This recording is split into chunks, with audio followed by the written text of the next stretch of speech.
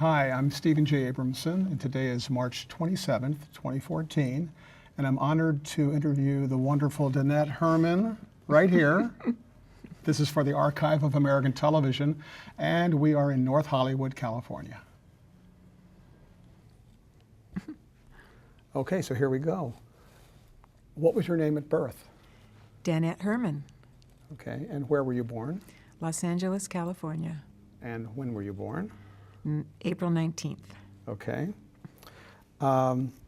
Did you grow up in LA or? Yes, I did. I grew up in Los Feliz. Okay. What was your father's name? Carl, spelled with a K. And what did he do? My father worked in different restaurants in Los Angeles after the war, and he actually worked at a restaurant called the Coral Isle, which was in Culver City across from MGM Studios. And so when I was a little girl, my mother used to bring me there to visit him before bedtime. And all the stars used to go there after they finished shooting. And so that was kind of my first little touch of show business. And I met Errol Flynn and all of these different stars. And what was your mother's name? Ruth. And what did she do? My mother she stayed home and was a stay-at-home until I was about 11 or 12. And then she went to work for Security Pacific Bank and was an escrow officer. Do you have any siblings? No, I'm an only child. Okay. What traits do you think you inherited from your parents? From my mother, she loved music. So when I was a baby, there was always music in the apartment, and she used to dance with me. She used to hold me in her arms and dance. And she realized that I had a really good sense of rhythm, and so whenever there was music going on in the crib, I was already moving around. And I think I inherited her love of music and love of the arts. And from my father, I think I inherited many things. He had very keen intuition. My mother does as well.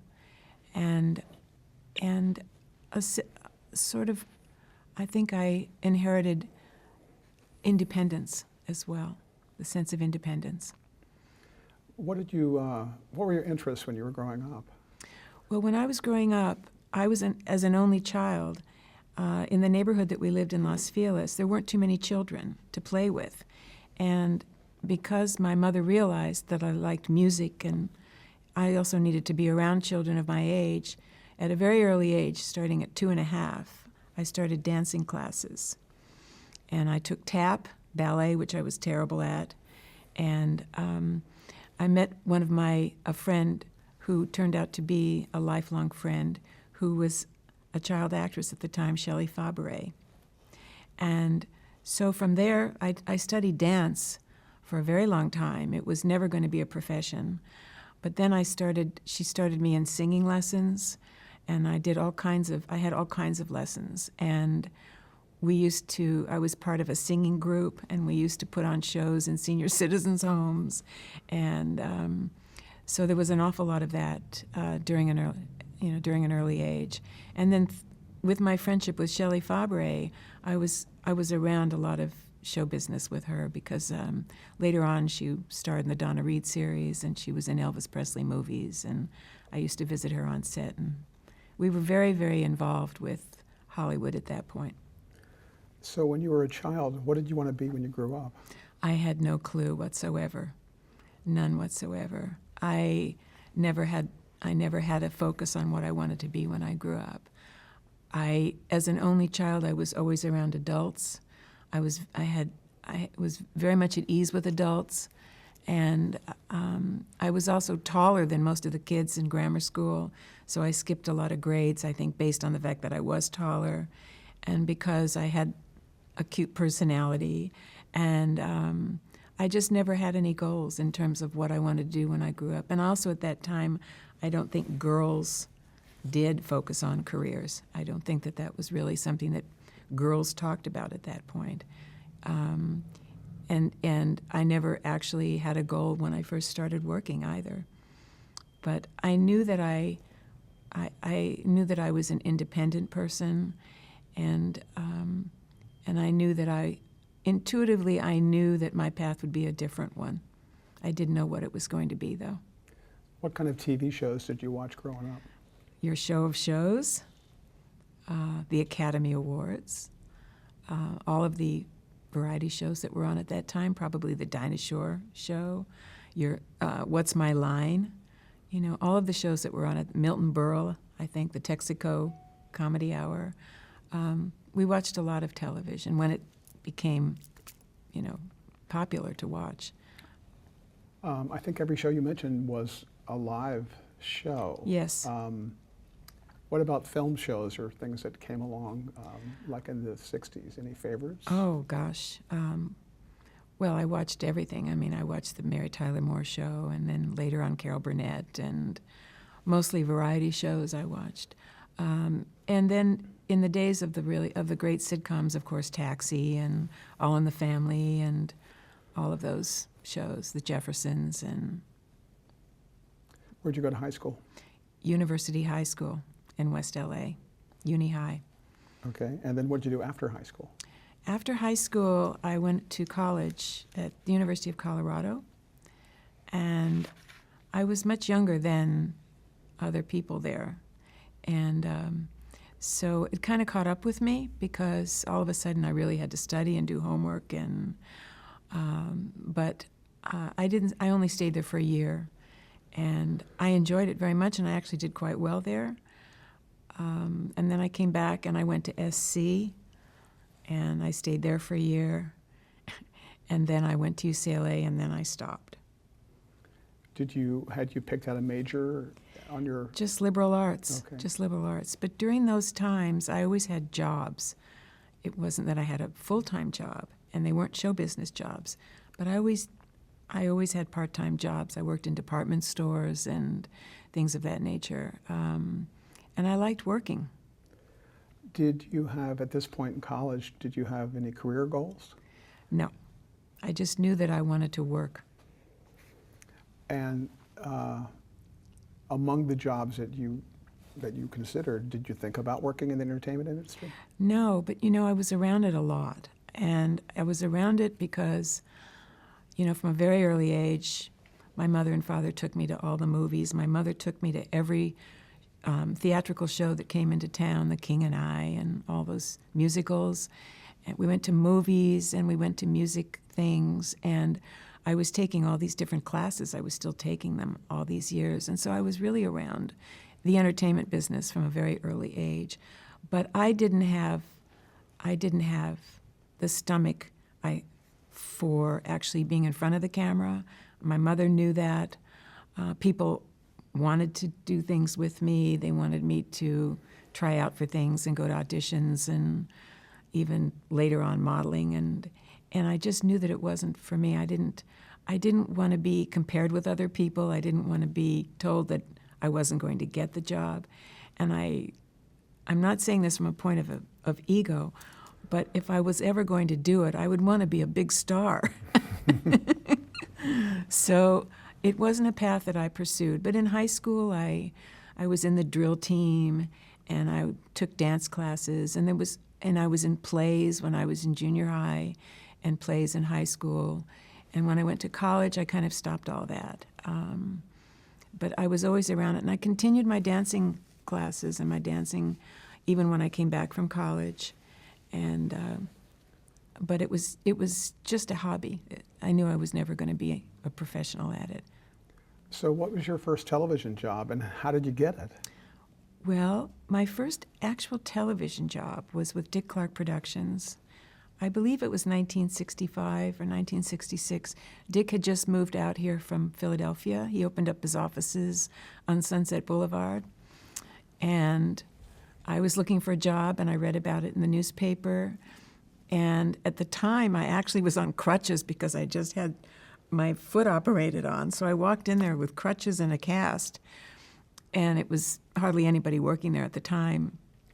And Dick interviewed me. And it was like two questions. What was my favorite radio station, and what was my favorite rock and roll song? And I guess I answered them correctly, and I started. And that was it. That was the beginning. And Where the Action Is was the first actual television show that I worked on, I believe.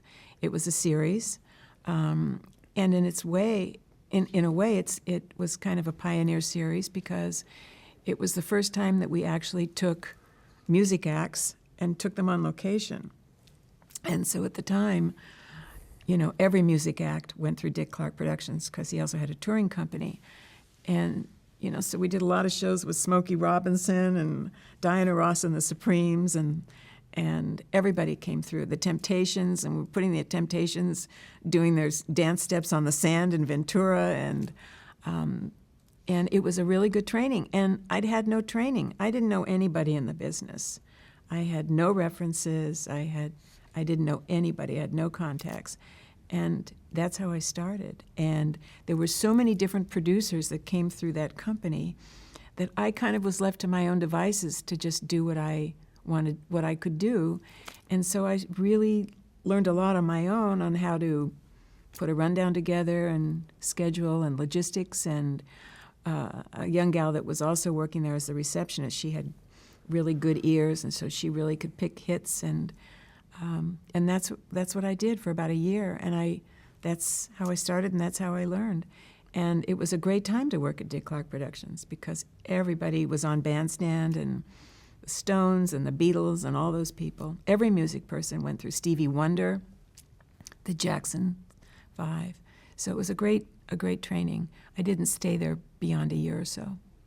So those two questions, what were your answers? Favorite radio station and favorite Well, I think song? it was KFWB at the time. Okay. I don't remember what my favorite song was. I can't tell you. Okay. But I always loved R&B music. And KFWB was a big top 40 station back Exactly. then, right? Yeah. Yeah. I think I don't know. I always loved Aretha Franklin. I don't remember what my answer was. Right.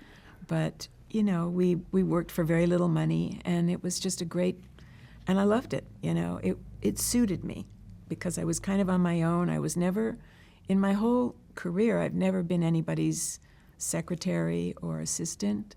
I was kind of on my own in a way, and I loved it. It appealed to me, my personality.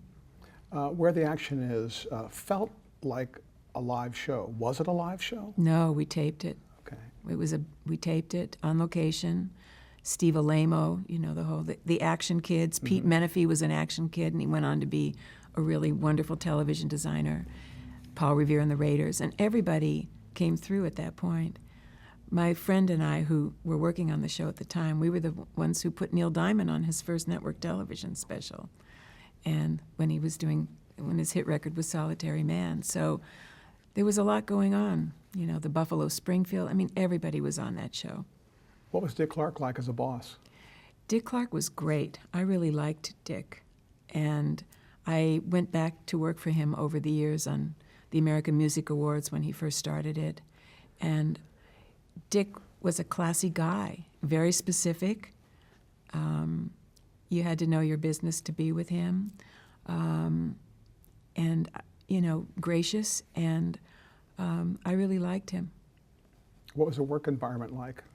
Well, it was a small company at that point. There weren't that many people. And he had a couple of people working there as executives. And then he had the touring company. And so there was always a lot of stuff going on there. So we were really around a lot of music. It was always a lot of music going on there. And he was still doing American Bandstand at that time. And then we did other shows. There was another show that we did in Bakersfield that didn't go so well. But I didn't stay with Where the Action for the whole run of it. I left after about a year and a half. It sounds like from what you said that you were doing a lot of different kinds of jobs and almost like learning on the job. Is that true? Yes, it was. Learning on the job. Did someone give you specific duties, or did you sort of kind of just fall into it? You're sort of like a utility person in a way. Well, there was always a producer on the show, and so obviously I was I was working for them, but a lot of times the producers were rotating. They came and went, and so I learned on the job. I learned how to put a rundown together, and Dick made a lot of the phone calls to the record companies at that point because they were very involved in getting people to do the show.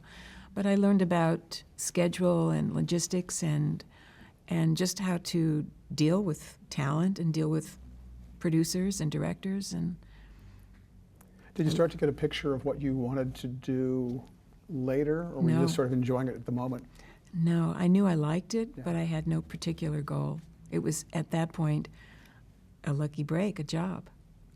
Who were some of the maybe acts, artists that you met, or VIPs that you remember from those days? Well, Stevie Wonder, he was on the show a lot, and Smokey Robinson and the Miracles. And Neil Diamond, I think, was on that show several times, and the Jacksons, and Martha and the Vandellas, and Freddie Boom Boom Cannon? Freddie Cannon. He was a personal friend of Dick's. But a lot of the people at that time, Yeah. you know, Frankie Avalon and people like that. What were you learning then that you think you used later in your career?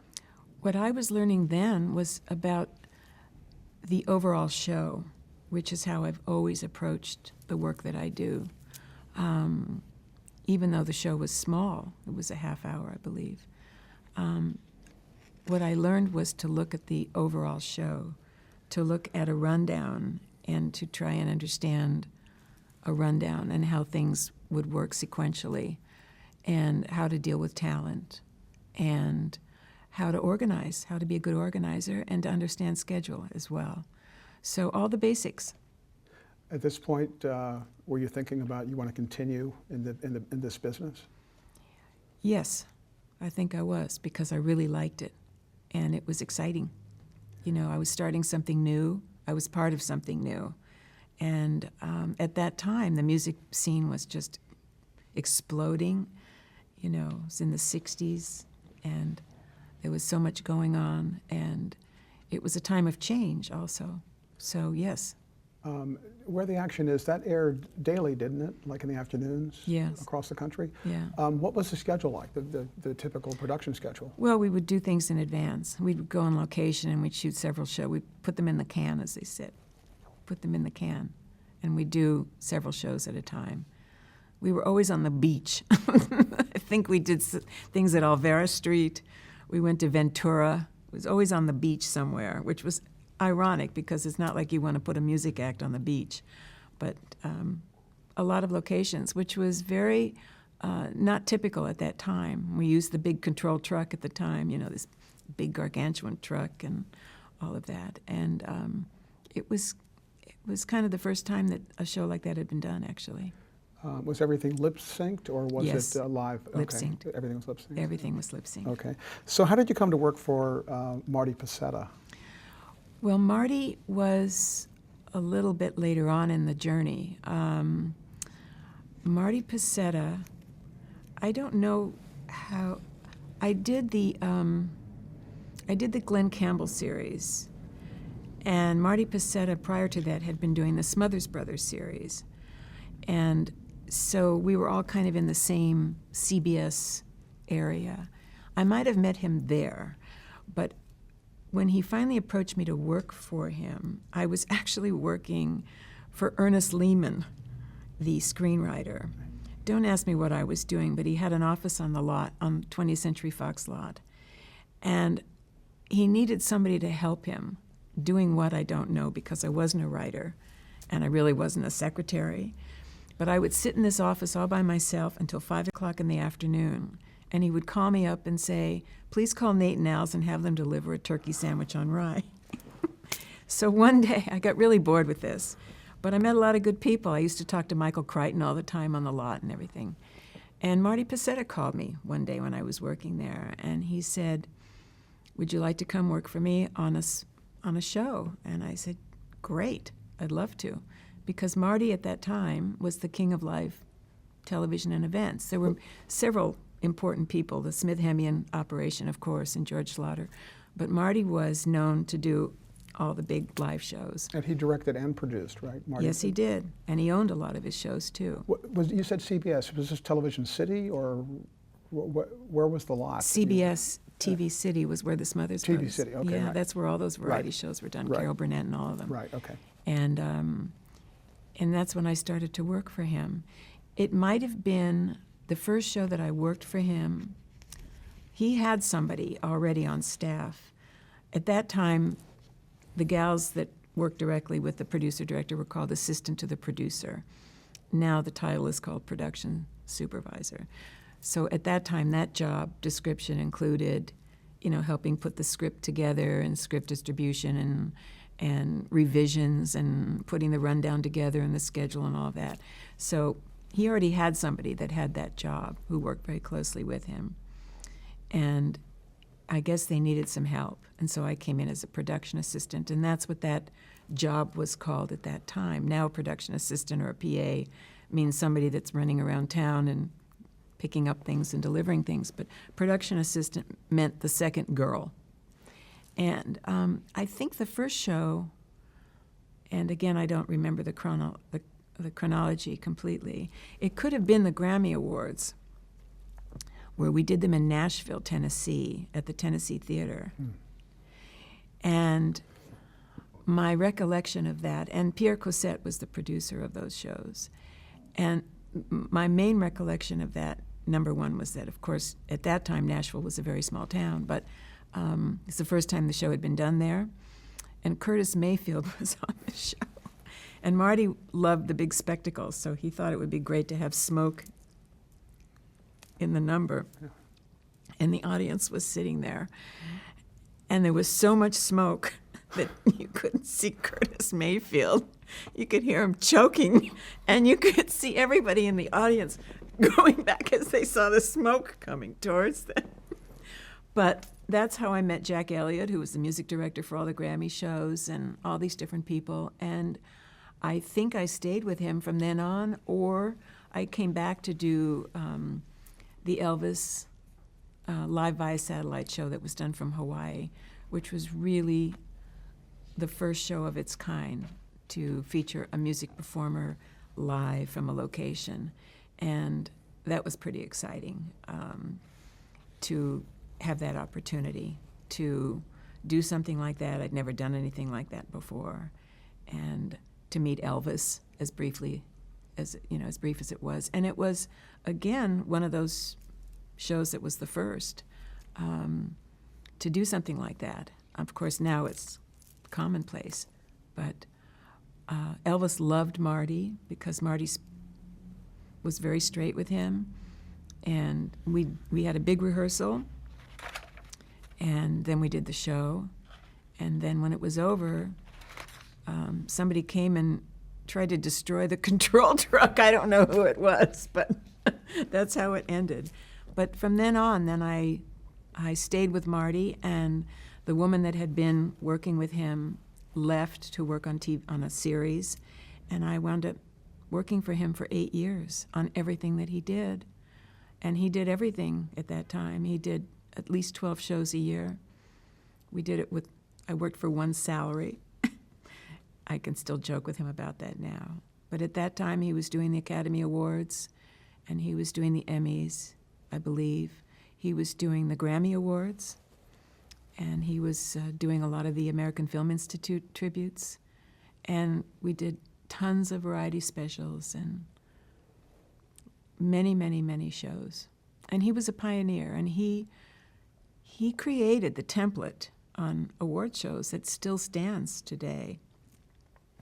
The nominee boxes, stand-ins, seat fillers, talent escorts, all of that was created under his watch. And so that would be, I would say, the biggest training that I had.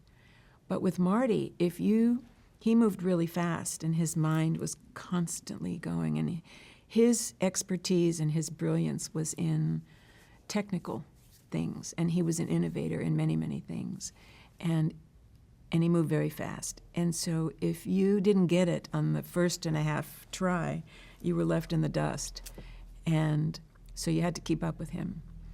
And we did everything in those days, because the shows weren't as long as they are now, and the jobs weren't as compartmentalized. And so, we did a little bit of everything. And so, I was involved with everything. And it was amazing. It was an amazing time to be working for him, an amazing time in television. And he helped create a lot of things that changed the way that we do television shows. He worked with Compact Video, which was a video house, and along with a lot of colleagues, they created like a little bitty truck so that we could go on location and shoot television shows. I called them bits and pieces shows, and we could shoot them film style. And he started that. Nobody else was doing that. So we did a lot of these bits and pieces shows where we were in this little bitty truck and looking at a monitor and a couple of cameras, and we were able to do tons of shows all over, everywhere. We did Bicentennial Special where we went to Ellis Island, and we went to Utah before Sundance was really Sundance, and, you know, all these things. And it was an amazing training. It really was. You know, I like to say that I didn't really have a mentor per se, because that's a word that's used so commonly now. But if anybody was a mentor and a teacher, it was certainly Marty. And everybody worked for Marty. Everybody worked either for Marty or Smith Hemian.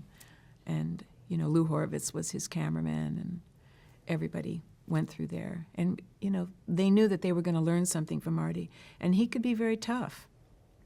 He could be tough on people. But he was never tough with me. He was never unkind. And he was lively. And you knew that something was going to happen with Marty. You mentioned these bits and pieces shows. Were these parts of shows that were used later, or were they full-on They were full-on, shows? but they were shot like film style. And so there were different camera angles and different locations. And it was at that point that I realized, because we were doing so many different kind of shows, it was when we started doing so many of these shows, and I found myself staying lots of hours in a dark editing room, day and night, and found myself sitting in little bitty control trucks, which I found very confining and claustrophobic. I also realized that this was not what I was going to be great at. My notes weren't the best editing notes. One time I even lost the whole show of notes, which was horrible, because then I had to go look at the tapes. Took me days. Oh, it was terrible. But I realized that this was not what I was going to want to do forever. It was too isolating for me. I realized that what I liked to do is to be around the people. I wanted to be involved with them creatively, and I didn't want to spend my life sitting in an editing room. And I knew I wasn't going to be good at this, and I didn't want to be an associate director. I knew that I didn't have the technical mind for that. So it was at that point that I started to realize maybe how I would move into another direction within the framework of doing these shows. So the length of time you were with him and you were kind of learning and growing, when it started out, were you basically with him? That is, like, were you shadowing him, or you were close to where he was when he moved around? Oh, yes. We worked very closely together. I mean, he had an office, and of course, you know, we were all in the office together, but we worked very closely together, absolutely, because at that time, you know, he was asking people to be on shows. I mean, it wasn't like he had a whole separate department of people that were talent people. We just did all of it, and he did it, or other producers did it. So we did a little bit of everything, and I worked very closely with him. And the kind of assignments that you would get, would they just vary day to day, or did it become sort of a pattern of? No, there's a pattern. There's a pattern when you do, especially a live show. You know, there's a beginning, a middle, and an end. And so there is a pattern to that, and there's also a pattern to the other kind of show. And you know, it became not routine, but there is a certain order in which things are done, because what I've always said, you don't have a show without the people. You can have the most gorgeous set, you can have a brilliant script, but if you don't have the people, so it always starts with the people, it starts with the concept. What is the idea of the show? Is it an award show, or is it a concept show? Because we did a lot of concept shows also. We did a lot of shows at Disneyland. We were always at Disneyland. I spent a lot of time in backstage of the Small World, and Space Mountain, and we did, a lot of shows with different stars, and Gene Kelly, and so it just depended if it was a concept show or not. So if it was an award show, then there's definitely, obviously, a routine to that. You have to wait for the nominees and all that. But if it was a concept show, then what was the concept? Who do you want to be on the show? What are they going to do? What are they going to sing? What are they going to say? All that. There's a whole process to it. And then getting them there, and then it's over. Let's talk about some of the major award shows that you were involved in with Marty, especially maybe focusing on a little bit on some of the innovations and things that he did that hadn't been done before.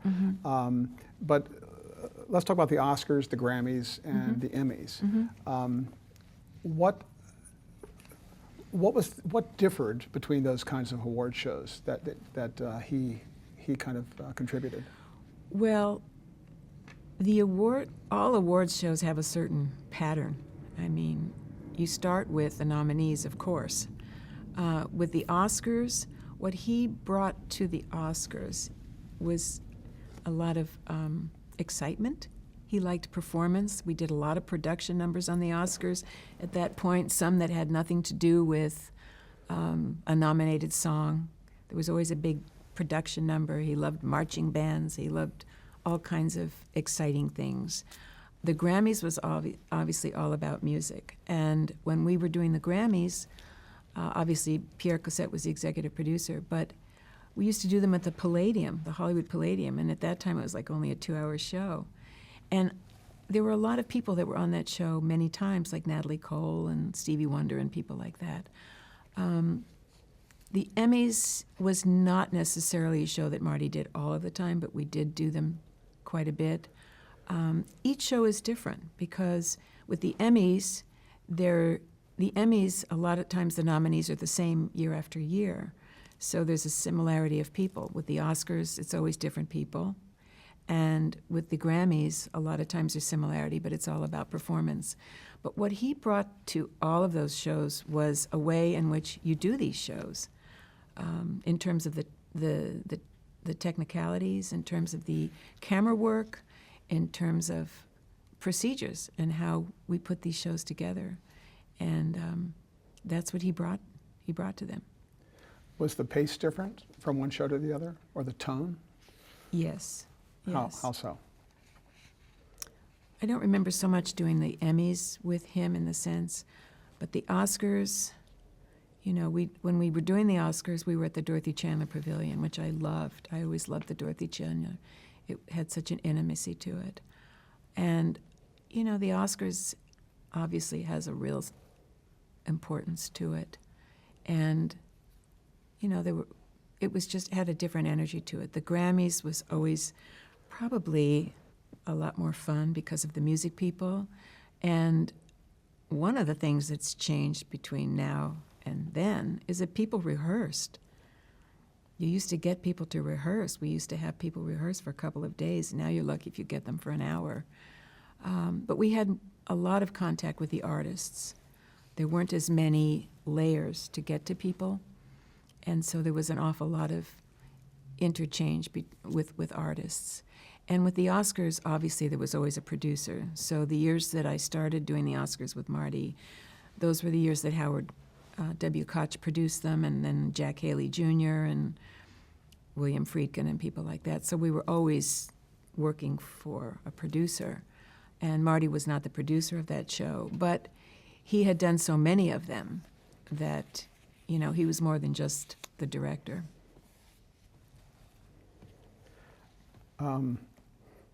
Okay, so when did you see the change with the layers of people? That is, when working with talent and having to get in touch with them, when did that start to become a factor? It changed. I'm trying to remember exactly when it changed, but it changed when the shows got bigger. I think that's probably when it started to change. And also I think it changed when the studios didn't have as much control over the stars as they used to. And I don't know when that happened, but you know, when we did these shows with Howard W. Koch as the producer, he picked up the phone and called the stars, and they came because he'd been the head of Paramount, and he knew all of them, and so it was on a much more personal level. But once the studios started not having all of these people under contract and being responsible for them in terms of having their publicity handled under the studio, is really, in terms of movie stars, that's when it changed. For the music industry, I can't speak for that, because I think in some ways it might have stayed the same, because I think the labels are still very, very much involved with that show. But it did change, and I know that, we used to deal an awful lot with the people directly. And when we did the Grammys, it was always with the record company, because they were really the ones that were invested in having their people on these shows. In the course of the time you were with Marty Becerra, was there a defining moment where you realized that you wanted to get away from kind of the nuts and bolts of a production, the rundowns and all those kind of things, and move into working with talent? Mm-hmm. Yes. When was that, or what was that? Well, it was really, I think, doing the Oscars and the Grammys and the AFI tributes and things of that nature that really made me realize I still couldn't just devote my time to just doing talent, but I restructured the people that worked with me to take over some of that to allow me to focus more on just the talent.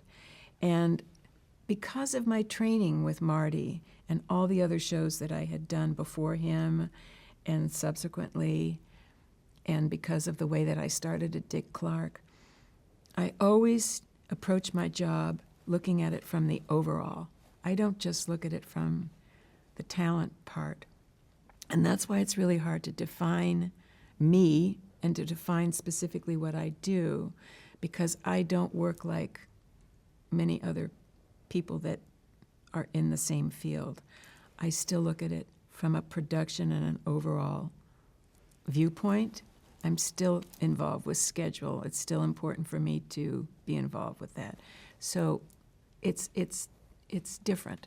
And I don't remember when it actually changed, but it did change while I was working for him, where I found myself much more interested in that part of it while still having to do the other stuff. What was enjoyable about working with talent? Or what is enjoyable about it? Well, I love creative people, and I have a great respect for them. And I'm a big movie fan. I love movies, and I love television, and I love music, and I love theater. And I love all the arts, ballet, all of it. So to actually be part of their world is very, very exciting. And I also love meeting some of these people. And I have found over the long course of my career that most of them are pretty nice people. How have you balanced being a fan Mm-hmm. with working with the focus of fans, talent? Because I think that often talent reacts differently to a fan than someone who they're working with professionally. Well, I don't treat them like I'm a fan. What I do, the way I approach working with everybody, but when we're talking about talent, is I want to be able to treat them as if I would like to be treated. So one of the things that has guided me throughout my life and my career is my intuition. And I can pretty well figure out if somebody is going to be approachable or if they need space. And so that always guides me. And I'm not intimidated by anybody, by them. And so I treat them as if I would treat anybody. And I think they like that, and they want to be treated with respect. They want it to be organized. They want to know information, and they place their trust in you when you're calling them to ask them to do a show. But I don't come at the job as a fan. I'm not. That's not it. I think it's more of a respect for the craft.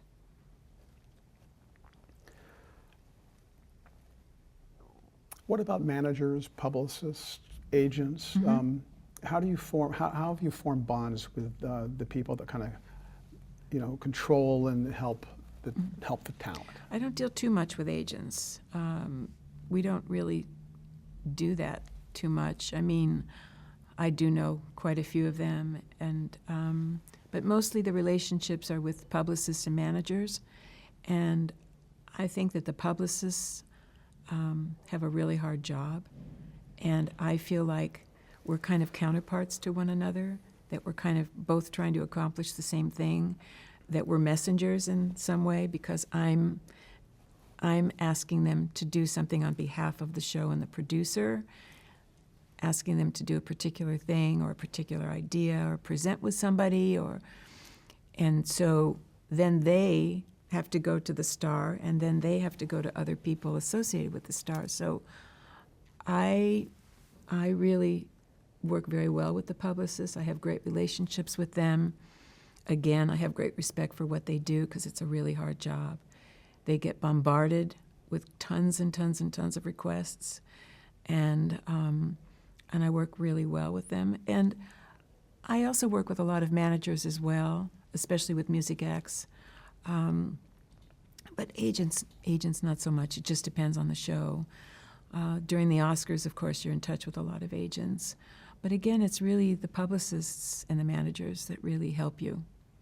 Is one of the keys for you, I mean, using intuition, kind of trying to figure out what they want, what their agenda is, what their needs are, and then knowing that sort of ahead of time, kind of approaching it that way? Well, having done so many of these shows for many, many years, that when you have longevity with a certain show, like the Academy Awards or Kennedy Center Honors or Emmys or whatever, then you understand and you know what has been done before and what may not work. But whenever I approach whatever I'm asked to do, it's always obviously on behalf of the executive producer, the producer in the show. So I'm always asking them on behalf of what we would like them, what we're asking them to do. But when you've worked with a lot of people over and over, then you have a certain understanding of what might work for them or what might not work. And it's a discussion, it's a discussion, and I'm always sensitive to that. And many, many times it's hard for me to say, well, this is what you want to do. This is what we want you to do. Do you want to do it or not? And I don't like to work that way. So, we always try to make it work. But there's a history there, and that helps a lot. And then again, once you see the person in person, then you can try and figure out if they're comfortable, et cetera. What's your style? What's your approach? I mean, let's just say that you're doing an award show, and for the first time, the talent is there, or rehearsal. The publicist's right there too. Did you go through formality? You go to the publicist first and almost like get permission. You approach the star. Is it just changed up? If I know them, I give them a hug. Sometimes I hold their hand and bring them inside. Depends on the show. If they're nervous, I hold their hand. Makes them feel good. I talk to them. Sometimes I don't say anything if I already know that they don't want to be talked to. But I usually bring them inside and, wherever they need to go, if they need to meet the producer. And I'm there if they need me, and then I'm not there if they don't need me. And of course, I have a team that works with me. But, on the Oscars and Kennedy Center, we really have a lot of close contact with the artists because it's a different kind of an event. So it's very personal. And, I try to be as helpful and as friendly as possible. And be there when they need it, and then stay away when they don't. And I have a real sense of when somebody needs their space. I really do, because I'm kind of like that myself. On the Kennedy Center Honors, since you mentioned it, the talent that comes on that show is often surprising to the viewer. It's like, wow, I never thought that there'd be a connection, or that person was a fan of the honoree. Are the honorees aware of who the talent is, or is it a surprise to them too? It's a surprise, and we always try to keep it a surprise. It's hard, but we try to keep it a surprise for them. And that show is such a unique show. There really is not, I've done all of them. I've been really honored to do all of them. And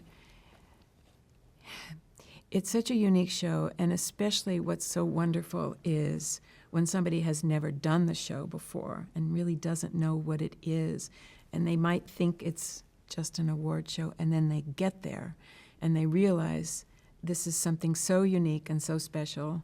And during the show when we're taping it, and we approach the show not as a TV show. George Stevens Jr., from the very beginning, it's not a TV it's a gala, and there's nothing intrusive about it.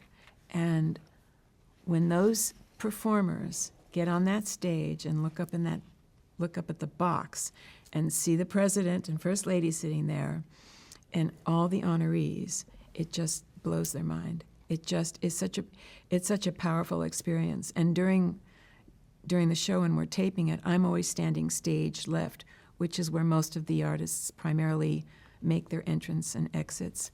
And there's just some great experiences where a lot of hugs and holding hands and relief that the number is over. They can't believe that they've been there. And when they've done that show for the first time, a lot of them want to come back. They come back just to sit in the audience as guests. It's a very personal experience. And some of my fondest and most memorable memories are from that show because of the personal contact that we have with the people that are on the show. The audience is very high-powered. It's not just a typical audience. Not at all. How is that audience kind of cast? I mean, who chooses the audience and who's going to be in it? And well, I don't know. I mean, that's the Kennedy Center, okay. So that's how that's done. It's their thing. But, it started out, nobody knew what it was going to be, right. And now it's the hottest ticket in town all year long. And what's so wonderful about it is that for the artists is that it's such a mix of people for them to be in contact with from all sensibilities. So the political people love meeting the show business people, and the show business people love meeting the political people. How did you were there at the beginning, right? How did you get that gig? Well, I was still working for Marty Pacetta at the time, and I don't remember who called me. It might have been Nick. It was Nick Vanoff who called me because he knew me. I think I'd done a show with him at some point. And he called me and he said, we're doing this show and we need some help, and could you come back and do it? And I said, well, I'm working for Marty, and I think we were doing something. He said, well, we could really use your help because it was just the very beginning of it. And I had worked, maybe George Stevens called me. I don't remember. I had done a show with him that Marty directed called the AFI's 10 Best Films. Mm-hmm. It might have been from that because I had done some AFI specials and George knew me from that. So it might have been George Stevens that called me. But I said, I can't do it. And he said, well, you have to do it. And I thought, you know what? I do have to do it. So I never told Marty. I called in sick and I got on a plane and I took a red eye and I did it. And I was there for like 4 days. And then I had to leave the show mid-show to take a red eye to come back home because it was on a Sunday night. But it was the first one. Marian Anderson, George Balanchine, Fred Astaire, Artur Rubinstein. Was it Aaron Copland? I don't remember who the other one was. And my big memory of that was standing backstage and holding John Rubinstein's hand because he was so nervous to perform for his father. And then from then on, I did the show. And by this point, at this point, you were working with talent. Was your main I think so. okay I think so. focus? So that's a kind of high-powered list of honorees for that first show. It was amazing. Some would say more toward, I guess, the classics and that kind of thing. Mm-hmm. And over the years, how has that changed? I mean, how does that first show compare to what's kind of Well, it's a unfolded? different group of people now. You know, it's gotten, I mean, the people that are receiving the honors are very deserving, but it's gotten a little bit younger. And you know, it has, I think maybe the honorees have gotten a little bit younger. And there aren't the George Balanchines of the world anymore, Fred Astaire, so that's how it's changed. But the show still maintains its integrity, and it's still one of the most respected shows on television. It's still winning Emmy Awards after all these years. And it's still, we've done some, it's been pretty exciting. I mean, when we honored The Who and Paul McCartney and all these people, it's still great. The standard of excellence is still up there. As far as sort of the rules of who's chosen, does that come from the Kennedy Center? Mm-hmm. Yeah. And were foreign-born artists always eligible, or is that something that changed? I think it changed. I don't quite know how, but I think they figured they'd had big careers in the United States, and so they were certainly worthy of it. Who were some of the producers and directors that you worked with through the years with Kennedy Center Honors? Well, George Stevens Jr. and Nick Vanoff created it, so they started it. Don Mischer was the director. That's how I first started working with Don Mischer. And then Nick passed away, and then Don joined George to be producing. They produced it together for a couple of years, and Don stopped directing it, and Lou Horvitz became the director. And then now Michael Stevens is producing with his father, George. So it hasn't been a big, long list of people. What sets the Kennedy Center Honors apart from other award shows you've done? Because I don't consider it an award show. I don't think that that's how we view it. I also think that George Stevens Jr. has impeccable taste, and he has very high standards. And I think that he's kept the standard high for that show. And it's a show that has a lot of heart and soul to it, because it's not really an awards show. You're really paying homage to these great artists that we've known our whole lives. So it has a different feeling to it. There's a lot of emotion to it. And, you know, now there's other shows that have probably tried to emulate it. But, you know, to see the expressions on the faces of the people that are being honored when they see the artist come out, that's a surprise to them, or, you know, it has a lot of moving parts to it, meaning emotional parts to it. What's the process for getting talent for that show? Well, it's all geared toward the honoree, of course, and we all work on it together. It's not just one person doing it. George invites people, Michael Stevens, I do, Allie Stevens, who works on it. It's a group effort. We really are a small group that work on it, and some of the people working on it have done all of them, like myself. And there's a lot of thought put into it, and it's not necessarily the obvious person that you would think of, but sometimes it's somebody that really loves this person. It's like, we didn't even know that. And obviously it's when some people are available also, because the show is always done the weekend after Thanksgiving. And we work on it a long time, and then we're in Washington for a few weeks, and there's event part to it as well. So there's a lot of organization that goes into it. And for me, after all of the organization, and now it's emails and all the correspondence and all the logistics and everything that goes into it, you know, once I hear the orchestra, then I know that we have a show. How, when are the honorees announced so you know then you can move forward and start booking? Well, the honorees are usually announced in September, so that's usually when they're announced. And so we start after that. We have a meeting, and it's just a group of us, and we get going. What do you think have been some of the inspired pairings of talent and honorees through the years? Well, inspired pairings for the Academy Awards would be when I had the two Godfathers on to present Best Picture, when I had Al Pacino and Robert De Niro present together. They were in Los Angeles doing the movie Heat. And obviously Godfather's one of my favorite movies, 1 and 2, not 3, but 1 and 2. Right. And I just said, we have to have these two guys together. And it was just so cool because they came straight from location. They came in, I think they came together. They might have come in 2 separate limos. They came in their tuxedos and they walked in together, and I thought, oh my God. Another wonderful moment was on the Emmys that Ken Ehrlich produced.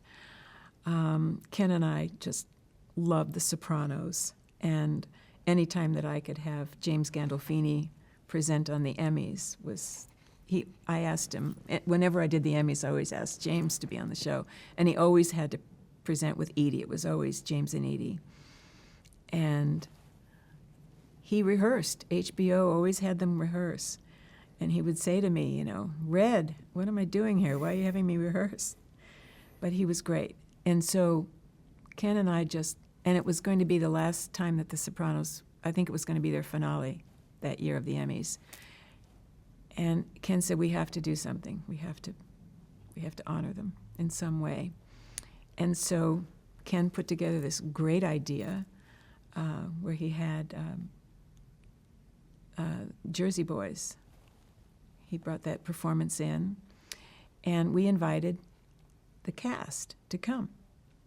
Now, it started out with just the key cast, but Gandolfini and HBO said, if you don't invite everybody, we can't do it. That was James Gandolfini. So HBO flew everybody in. We must have had everybody that was ever on the show. Everybody. The show was in the round, the set was in the round, and I'll never forget this. This is like one of my favorite stories, if you have time for it. And they all came to rehearsal in their own cars. So it was like a caravan of cars. We had a green room. This was at the Shrine. And, you know, we had normal green room food, you know. So we assembled everybody into the green room. Gandolfini comes in, James Gandolfini comes in with trays of food and puts them into the green room, like really delicious Italian food. He says, what is this food, you know, clear the tables. And the actor, I can't remember his name, the one that played the chef, Artie, in the series, he set everything up and started serving. I said, this is like a dream. I said, Ken, you have to come in here. You have to see this. This is like a dream come true. This is like a scene out of Sopranos.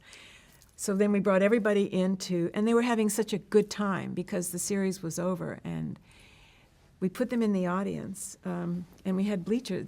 It was in the round, so they all sat there, and there was James Gandolfini and Edie and, you know, Dre DeMatteo and all of them sitting in the bleachers, you know, and Ken came out and said hello, and we're so happy that you're doing this, and, you know, and here's Danette Herman, who really, you know, is a part of this idea. And I just looked at them and I said, I'm so excited to see all of you, and this means so much to me. I've watched every one of your shows more than 4 times. HBO knows that I'm a big fan, and I'm so excited. And then I started to cry. And James Gandolfini went, oh, you know, and somebody came up and started hugging me. And it was just one of the best moments. And then before they went on stage during the show, they were all standing backstage, lined up together, and so excited and thanked us. And it was just such a highlight. It was wonderful.